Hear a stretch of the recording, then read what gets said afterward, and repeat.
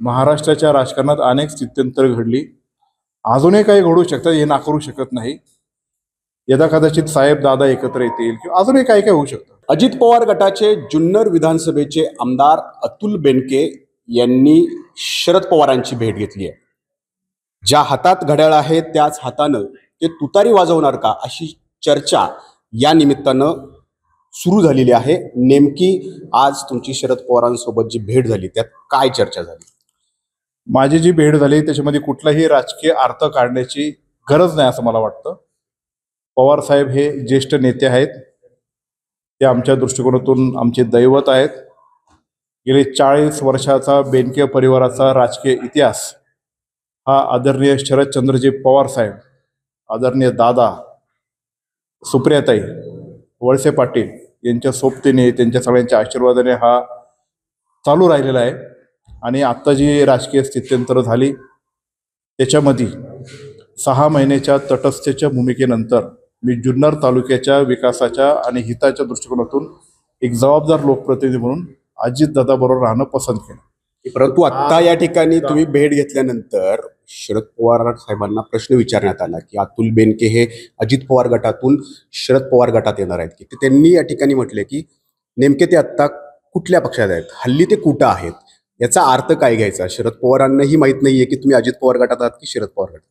नाही, मी आता लोकसभेला राष्ट्रवादी काँग्रेस पक्षाचे घड्याळाच्या चिन्हावर असणारे आढळराव पाटील यांचा प्रचार केला म्हणून काही वेगळं प्रश्न विचारायची काही आवश्यकता नाही. शेवटी ते नेते आहेत, ते आमचे दैवत आहेत आणि ते जुन्नरमध्ये येत असेल तर कुटुंबातला एक सदस्य म्हणून मला त्यांचं स्वागत करणं हे गरजेचं आहे. मी तालुक्याचा लोकप्रतिनिधी आहे.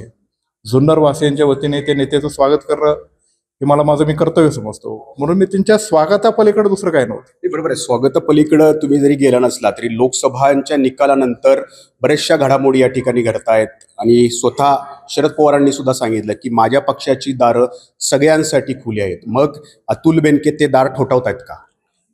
असं कुठलाही प्रकार नाही.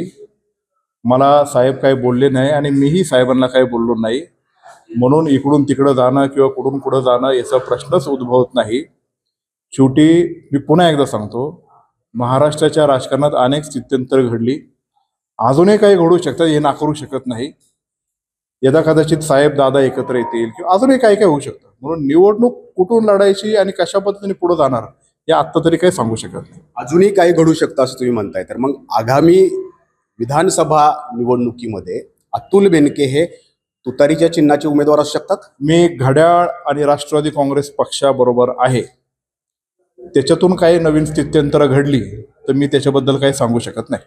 कारण नवीन काहीही स्थित्यंतर घडू शकतात अशा प्रकारचे संकेत अतुल बेनके या ठिकाणी देत आहेत. त्यामुळं शरद पवार आणि अजित पवार हे सुद्धा एकत्र येतील अशा प्रकारचे संकेत सुद्धा अतुल बेनके या ठिकाणी देतात. त्यामुळं जी आजची भेट घडलेली आहे या भेटीनंतर आगामी विधानसभा निवडणुकीत अतुल बेनके हे जर तुतारी चिन्हावरती उभे राहिले तर आश्चर्य वाटण्याची गरज नाही. नाजिमुल्ला, एबीपी माझा, जुन्नर, पुणे. एबीपी माझा, उघडा डोळे बघा नीट.